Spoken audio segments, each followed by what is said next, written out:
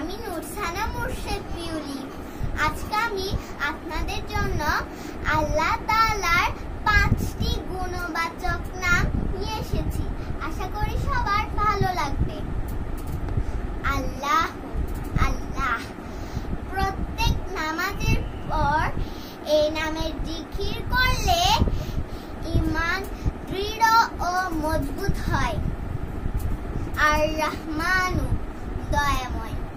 প্রত্যেক নামাজের পর 100 বার পাঠ করলে মনের কঠোরতা ও অলসতা দূর হয়।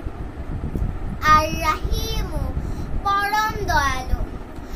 প্রত্যেক নামাজের পর 100 বার পাঠ করলে সকল প্রকার বালা মুসিবত থেকে নিরাপদে থাকবে। আল মালিকু, বাদশাহ। ফজর নামাজের পর নিয়মিত এই নামের জিকিরের ফলে